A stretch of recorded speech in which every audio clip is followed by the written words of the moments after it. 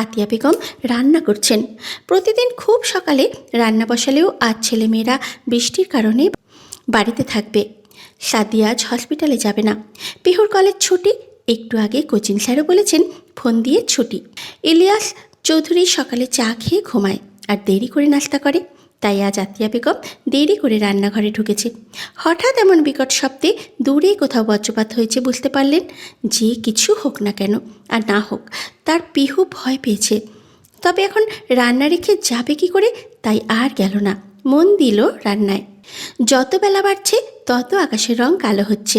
মেঘে ঢেকে যাচ্ছে আকাশ, সাথে বৃষ্টির মাত্রা বেড়ে চলছে। এখনকার পানি গায়ে পড়লে জ্বর আসা স্বাভাবিক। পুরো রুম অন্ধকার করে উদম গায়ে কোমর অবধি কম্বল টেনে উবুর হয়ে ঘুমাচ্ছে সাদি। সময় মতো উঠে কফি খেয়ে যখন দেখল বৃষ্টি থামার নামগন্ধ নেই, তখন সে আবার শুয়ে পড়েছে। কাল রাতে সেও ঘুমায়নি। সাদির রুমের চারিদিক অন্ধকার, পিহুর মতে পাতালপুরি। সাদির ঘুম পাতলা, একটু শব্দেই ঘুম ভেঙে যায় তার। বেশ কিছুক্ষণ এপাশ ওপাশ করে উঠে পড়ে সাদি। বিছানা থেকে নেমে দাঁড়িয়ে ধীর পায়ে আড়মোড়া ভেঙে জানলার দিকে এগিয়ে যায় পর্দা সরিয়ে দেওয়ার জন্য। একটু পর বুঝতে পারে বাইরে এখনও মুষলধারে বৃষ্টি হচ্ছে। বৃষ্টির সূক্ষ্ম কণাগুলো বারংবার জানালার স্বচ্ছ কাচে বাড়ি খেয়ে নিচে পড়ে যাচ্ছে গড়িয়ে। সাথে বেশ কিছুক্ষণ লক্ষ্য করলো সেইগুলো। তারপরে ওয়াশরুমে ঢুকে গেল। পিহু বালিশ ছেড়ে উঠল। তার কানে এখনও বজ্রপাতের সেই বিকট আওয়াজটা বাড়ি খাচ্ছে। যদিও ছাদে গিয়ে বৃষ্টিতে ভেজার শখ ছিল, তাই বজ্রপাতে এসে মেরে দিয়ে গেল। পিহুর খুব কান্না পেল। হঠাৎ মনে হলো ফোনের কথা। পিহু এপাশ ওপাশ করে নিজের ফোনটা দরজার কোনায় পেল। ছুটে গিয়ে তুলে নিল ফোনটা। ভালো করে পরখ করে দেখল, না, কিছু হয়নি। জেরিনের কল তখনই কেটে গিয়েছিল। নিশ্চয়ই সেও ভয় পেয়েছে। এটা ভেবে পিহুর মনে একটু খুশি উকি মারে। হঠাৎ পিহুর মনটা বিষিয়ে যায়। সকাল থেকে সে একবারও আনিতা বেগমকে মামুনি বলে ডাকেনি। তার খুব নিজের মায়ের কথা মনে পড়ছে। যখন তার মা তার বারবার ডাকার জন্য বিরক্ত হয়ে বলতো, আমি কি হারিয়ে গেছি নাকি যে এত ডাকিস? পিহুর সেই দিনগুলোর কথা মনে পড়ে খুব করে। কই, তার মা তো সত্যি হারিয়ে গেছে। পিহু উপরে উপরে নিজেকে আড়াল করে রাখার জন্য চঞ্চল হওয়ার অভিনয় করে। যদিও পিহু এতে সফল, সবাই পিহুকে চঞ্চল মনে করে। তবে পিহু বড্ড একা, কেউ নেই তার। কালকে তো মামুনি আর বাবাই বলে ডাকাটাও হলো না। পিহু বিড়বিড় করে বলে উঠল, আসলেই তো, অন্যের বাবা মাকে এসে বলে ডাকবো কেন? আমার নিজের নেই মানে আমার সব শেষ। আমার নিজের থাকলে তো আগলে রাখতো আমায়, আর নেই তো, দুর্ভাগ্য আমার। পিহুর চোখ দিয়ে পানি গড়িয়ে পড়ে। ঠিক তখনই দরজার কাছ থেকে গম্ভীর পুরুষালী কণ্ঠে ভেসে আসে, কি বিড়বিড় করছিস? আর চোখে পানি কেন? পিহু ভড়কে যায়, পাশাপাশি কেঁপে ওঠে মৃদু। মুখ উঁচু করে দরজার পানে তাকিয়ে কাঁপা কাঁপা কণ্ঠে বলে ওঠে, আপনি এখানে? তো এখানে কাকে আশা করছিলি? সাদির এমন কথায় পিহু কি বলবে বুঝে উঠতে পারে না। চুপ হয়ে যায়। পিহুকে চুপ থাকতে দেখে সাদি বলে ওঠে, কি আমার উত্তর দিলি না কেন? পিহু মুখ নিচু রেখেই মিনমিনিয়ে বলে, কি কি বলবো? পিহুর এমন মিনমিন করার কথা শুনে সাদির রাগ উঠে যায় মাথায়। তবে এই সকাল সকাল রাগ করতে চায় না, তাই ঠান্ডা কণ্ঠে বলল, চোখে পানি কেন? পিহু চুপ রইল। পিহুর চুপ থাকা সাদির কাছে সব উত্তর পাওয়া হয়ে গেল। তবে পিহুর নিস্তব্ধতা সাদির খুব রাগ লাগে। সাদি কথা ঘোরাতে এবার একটু শক্ত কণ্ঠে বলে, তোর নাবিলের সাথে কিসের সম্পর্ক? নাবিলের কথা শোনা মাত্রই পিহু কেঁপে ওঠে। ভূত দেখার মতো চমকায় মনে মনে। এখন সে কী উত্তর দেবে? পিহুকে চুপ থাকতে দেখে সাদি ভারী কণ্ঠে আবারও বলে ওঠে, বল, নাবিলের সাথে তোর কি সম্পর্ক? পিহু চুপ থাকে, কোনো কিছু বলতে পারে না। কাল রাতে সাদি তার কিছু ছেলেপিলের কাছ থেকে নাবিলের বায়োডাটা নিয়েছে, শুধুমাত্র পিহুকে চেনে বলে। আর তারপর দেখে খেলা, অন্য জায়গায় খেলা হচ্ছে। সাদির তখনই রাগ হয়, তবে প্রকাশ করে না। রাতেই মনে হচ্ছিল পিহুকে গলা চেপে দিতে আর নাবিলকে মেরে দিতে, তবে সে তো সম্ভব নয়। পিহুকে চুপ থাকতে দেখে সাদির মাথায় রক্ত উঠে যায়। দরজার পাশ থেকে রুমে ঢুকে আসে। সাদিকে রুমে আসতে দেখে পিহু জড়ো সড়ো হয়ে যায়। ভয় পায় সে সাদিকে, আর আজ নাবিলের বিষয়ে জানতে চাচ্ছে। সাদির পিহুর ঠিক এক হাত দূরে এসে থেমে দাঁড়ায়। খুব কষ্টে ঠান্ডা গলায় বলে, শেষবার বলছি, নাবিলের সাথে তোর কিসের সম্পর্ক? পিহু জানে এবার কোনো উত্তর না দিলে তাকে কয়েকটা জোরালো চরের স্বাদ নিতে হবে। তবে পিহু তাতেও রাজি। তাও এই নাবিলের বিষয়ে বলবে না, কারণ সে জানে না নাবিল কিছু বলেছে কি আদৌ সাদিকে। তবে এখন যদি পিহু উল্টোপাল্টা কিছু বলে, ওদিকে নাবিল যদি অন্য কিছু বলে, তবে দুজনেই ধরা খেয়ে যাবে। সেই জন্য পিহু হাঁটুর ভেতরে মুখ গুজে আরও জড়সড় হয়ে যায়। সাদি পিহুর চুপ থাকা দেখে প্রচণ্ড রেগে যায়। তার দুটো জিনিস খুব অপছন্দ। প্রথম, কেউ তার প্রশ্নের উত্তর না দিয়ে চুপ করে থাকলে, আর দ্বিতীয়ত কেউ তার জিনিসে চোখ দিলে। হঠাৎ পিহু অনুভব করে বাতাসে ভাসছে সে, সাথে পুরুষালী একটা গন্ধ তার নাকে এসে বারবার ধাক্কা দিচ্ছে। পিহু চোখ পিটপিট করে খুলতেই চোখের সামনে সাদির মুখের একপাশ টের পায় সে প্রচণ্ড গম্ভীর হয়ে আছে। তখন সাদি নিজের রাগ কন্ট্রোল না করতে পেরে পিহুকে জোর করে কোলে তুলে নিয়ে নিজের রুমের দিকে হাঁটা শুরু করে। এদিকে পিহু সাদির কোলে নড়ে উঠে ভয়ে তার কলিজা শুকিয়ে যায়। সাদি খুব শান্তভাবে নিচে একবার তাকিয়ে পিহুকে নিয়ে নিজের রুমে ঢুকে বিছানার কাছে এসে বিছানায় এক প্রকারে ছুঁড়ে মারে পিহুকে। তারপরে সাদি গটগট করে হেঁটে গিয়ে দরজার ছিটকানি সবগুলো লাগিয়ে দেয়, সাথে জানলা দরজা সব লাগিয়ে দেয়, লাইট জ্বালিয়ে দেয়। সাদির এমন করা দেখে পিহু ভয় পেয়ে যায়। এদিকে বিছানায় পড়ে নিজের কোমরে বেশ ব্যথা পেয়েছে পিহু। চোখের কোণে পানি এসে জমা হয়। সাদির এবার পিহুর সামনে এসে পকেটে হাত গুজিয়ে দাঁড়ায়। তবে পিহুকে পরখ করে শান্ত কণ্ঠে বলে, এই মেয়ে, তোর ওড়না কোথায়? সাদির কথায় পিহু নিজের দিকে তাকায়। এতক্ষণ তো গায়ে ওড়না ছিল, এখন গেল কই? পিহু তাড়াতাড়ি করে দুই হাত বুকে জড়িয়ে নিয়ে সাদির কম্ফোর্টারটা টেনে নিল। সাদি শান্ত দৃষ্টিতে তাকিয়ে রইল তার ছোট্ট সপ্তাদশীর দিকে। সাদির নাবিলের কথা মনে পড়তেই হাত মুষ্টিবদ্ধ হয়ে গেল, মুখের ভাব গতি শক্ত হয়ে গেল। সাদি এবার বেশ কঠিন কণ্ঠেই বলল, এবার বল, নাবিলের সাথে তোর কি সম্পর্ক? এবার না বললে তোকে মেরেই ফেলবো। পিহু কেঁপে ওঠে। তবে কি বলবে সে? যে নাবিল তার বয়ফ্রেন্ড? না, এই কথা বললে সাদি তাকে মেরে ফেলবে। পিহু এবার ফুপিয়ে কেঁদে উঠল। এটাই একমাত্র উপায়। পিহুর এমন কান্না দেখে সাদি ব্যাট সাইডে রাখা কাচের পানির জগটা ছুঁড়ে মারল মেঝেতে। সাথে সাথে বিকট শব্দে ভেঙে গেল জগটা। পিহুর কান্না থেমে গেল। সাদির রাগে দৃষ্টি দেখে পিহু আস্তে করে বলে উঠল, নাবিল ভাই হলো জেরিনের ভাই। জেরিন কে? নাবিল ভাইয়ের বোন। জেরিন তোর কি হয়? Best friend. তো নাবিল তোর কি হয়? ভাইয়া? তুতলাচ্ছিস কেন? কই? তো আজকাল মানুষ ভাইয়ার সাথে ফেসবুকে রিলেশনশিপ স্ট্যাটাস দেয়। বাহ! কথাটা বেশ ব্যঙ্গ করেই বলে সাদি। তবে পিহুর আত্মা কেঁপে ওঠে। পরশু রাতে নাবিল ওর বন্ধুদের সাথে ডেয়ার নেওয়ার কারণে স্ট্যাটাস দিয়েছিল, সেটা ডিলিট করতে মনে নেই। পিহুর চুপ থাকা দেখে সাদির রাগ ওঠে। তবে কিছু না বলে মাথা গরম মেয়েটা এখন আর কথা না বললে নির্ঘাত মার খেয়ে অসুস্থ হয়ে যেত। সাদি শান্ত দৃষ্টি রেখে আবার বলল, তুই কোন ক্লাসে পড়িস? Inter first year. তোর বয়স কত? 17 বছর কয় মাস? 9 মাস। ও, তোরে কৈফিয়ত দেব কেন? সাদির কথায় পিহু কেঁপে ওঠে। চোখ দিয়ে অঝরে পানি পড়তে থাকে। সাদি পিহুর দিকে তাকিয়ে বলে, চোখে পানি কেন? আমি কিছু বলেছি? আপনি চাচিকে বলে দিবেন সব। উনি খুব কষ্ট পাবে, দয়া করে বলবেন না প্লিজ। সেটা আমার ব্যাপার, তুই যা এখান থেকে, রাগাস না। পিহু সাদির হাত ধরে ফেলে। পিহুর চোখের এক ফোঁটা অশ্রু এসে পড়ে সাদির হাতে। পিহু কেঁদে ফেলে।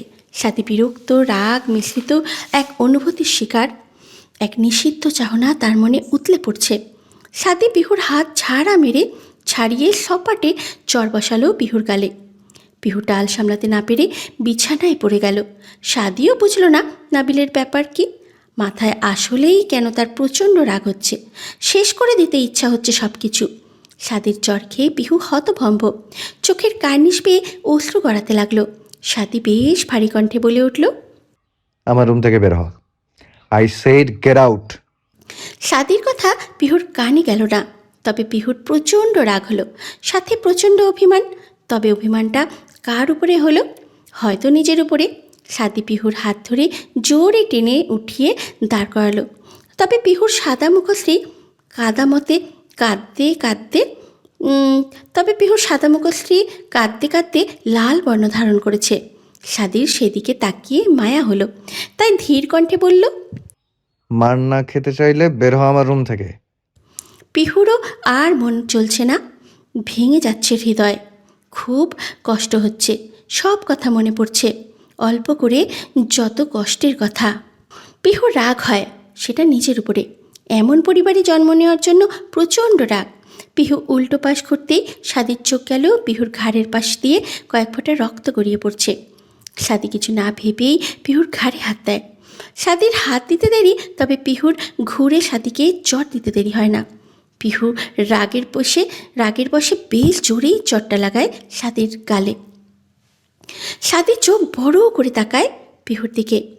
পিহু বেশ কঠিন কণ্ঠেই বলে, এখন কি আবার আমার শরীর লাগবে আপনার? 3 বছর আগে এই মেয়েটাকে একবার নরক যন্ত্রণা দিয়ে ভালো লাগেনি আপনার?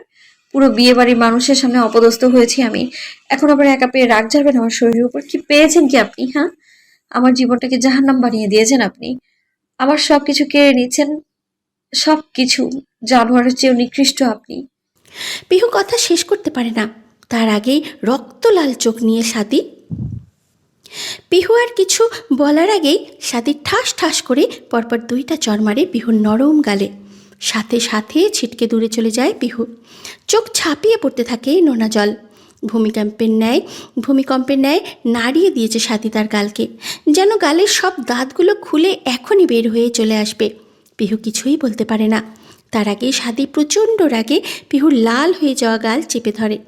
কঠিন ডাকি কণ্ঠে বলে ওঠে, you are a brainless girl. এই তুই কি বললি? তোর আমি ছুঁতে চাই বলে তোর গায়ে হাত দিয়েছি? সাদি পিহুর গাল চেপে রেখেই ঘাড়ে হাত দেয়। সেই রক্তমাখা স্থানে হাত দিতেই পিহু চোখ বন্ধ করে নেয়। তখন বিছানা থেকে আলপিন ফুটে গিয়েছিল ঘাড়ে, সেটা ভুলেই গিয়েছিল সে। সাদি রক্ত এনে পিহুর সামনে ধরে দেখায়।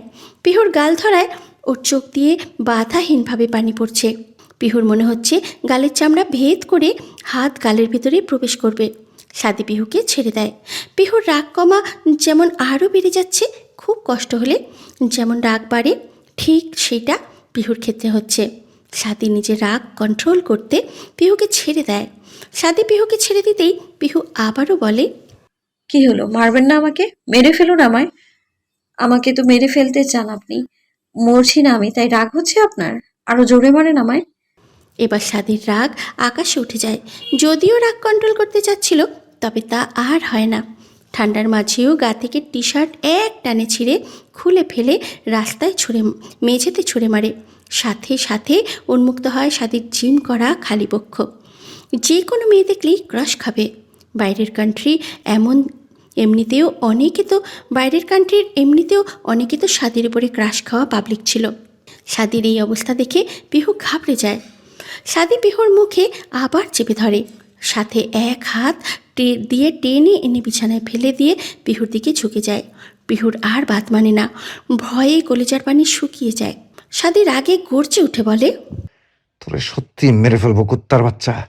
তুই নাবিলের সাথে পার্কে কেন গেলি? ও তোর কি লাগে? আমার কষ্টে গড়ে তোলা এই রাজত্বে ওই ওই নাবিক বসবাস করবে? তার আগে আমি রাজত্ব ধ্বংস করে দিব। পিহু জানত সব কথা আজ উঠবেই। আজ সকালে সে হেসেছিল বলে আজ এখন তার কপালে এত দুঃখ। পিহু মুখ চাপা অবস্থাতেই বলল, আমাকে ছাড়েন। অস্ফুট স্বরে এতে সাদির রাগ আরও দ্বিগুণ হলো। সাদি আরও রেগে বলে উঠল, তোর জন্যই আমার জীবন শেষ হয়েছে। আমাকে 3টা বছর পরিবার থেকে দূরে থাকতে হয়েছে। তুই কি বললি? তোকে ছোঁয়ার জন্য আমি বসে থাকি? এই শোন, তোর মতো হাজারটা হাজারটা রাস্তায় পাওয়া যায়। তুই আছিস বলেই এত প্যারা আমার লাইফে। ভালো রূপ দেখাই বলে যা ইচ্ছা অপবাদ দিবি। কি আছে তোর এই শরীরে? কিচ্ছুই নেই। চলে যেতে পারিস না? আমার বাপ মার দিকে চাস কেন?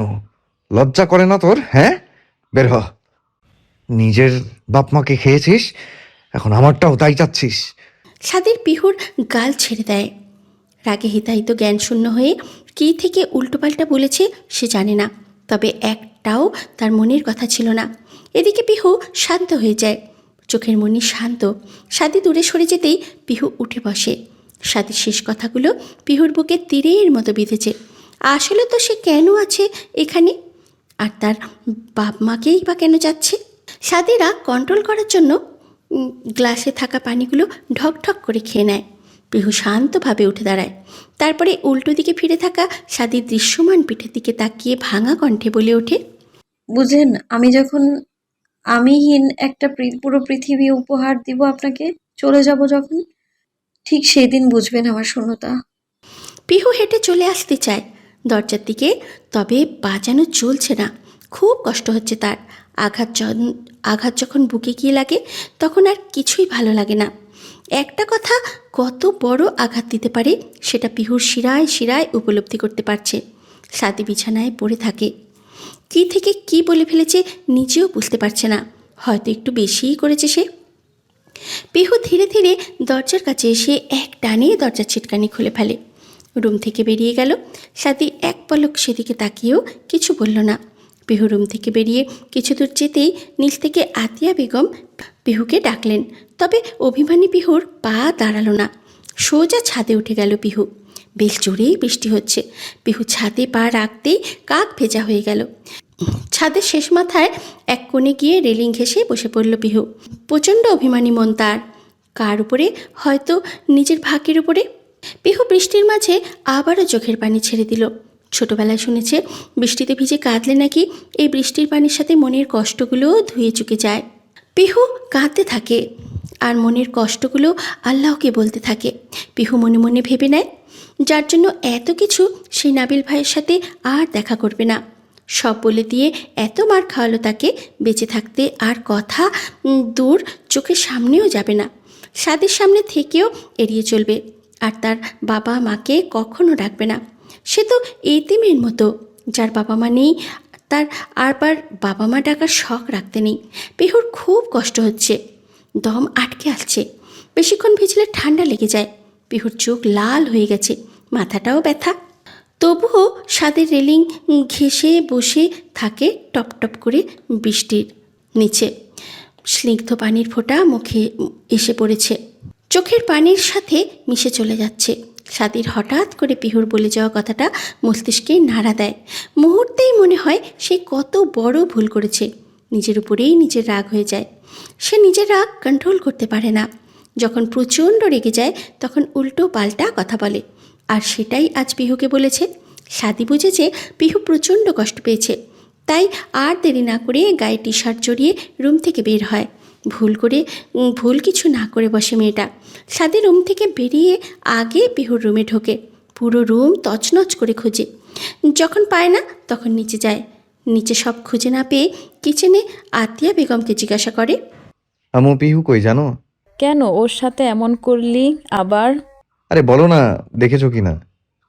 আতিয়া বেগম ছেলের দিকে তাকালো উদ্বিগ্ন স্বরে। ছেলের দিকে তাকিয়ে তিনি কপাল গোটালো। তারপরে বলল, দেখলাম তো করিডোরে আছে, আমি ডাকলাম শুনলো না, আর জানি না। আতিয়া বেগমের কথা শেষ হতেই সাদি উপরে চলে এলো। ছাদ বারান্দা চেক করে ছাদের দিকে চলল। সাদি রীতিমতো ঘামতে শুরু করেছে।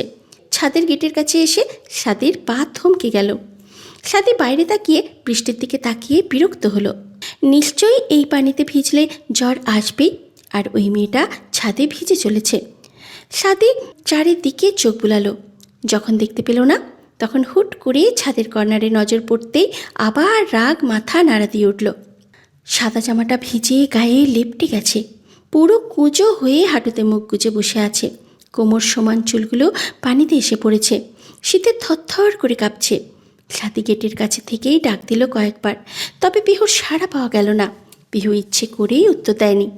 সাদির যেন আজ রাগ কমবে না। এই মেয়েটা এত মার খেয়েও এর লজ্জা হয় না। সাদি পানিতে নেমে গেল মুহূর্তে। সেও ভিজে চুপচুপে হয়ে গেল। রক্তচক্ষু নিয়ে এগিয়ে যেতে লাগলো পিহুর দিকে। পিহু তখনও হাঁটুতে মুখ গুজিয়ে ভিজে চলেছে। কোনো দিকে তার হুঁশ নেই। চোখ দিয়ে এখনও পানি পড়ছে অঝরে, বাধাহীনভাবে। তবে শরীরটা ক্লান্ত হয়ে এসেছে। চোখ দুটো ঘোলা ঘোলা লাগছে। সাদি পিহুর সামনে এসে কয়েকবার ডাকলো, তবে পিহুর সারা শব্দ নেই। ক্ষণে ক্ষণে কেঁপে উঠছে। পিহু যেন পণ করেছে আজ সাদির কোনো কথার প্রতি উত্তর করবে না। সাদি পিহুর উত্তর না পেয়ে রেগে গেল। এমনিতেই মেয়েটা বৃষ্টিতে ভিজছে, তার উপরে সে ডাকছে, ইচ্ছে করে উত্তরও দিচ্ছে না। সাদির রাগ লাগলো, তবুও নিজেকে শান্ত করে পিহুর বাহু ধরে পিহুকে দাঁড় করালো। সাথে সাথে পিহু ছিটকে সরে গেল, রেলিংয়ের গায়ে গিয়ে ধাক্কা খেলো। ব্যথায় আহ করে উঠল। সাদি শান্ত দৃষ্টিতে তাকিয়ে রইল কিছুক্ষণ, তারপরে শান্ত কণ্ঠেই বলল,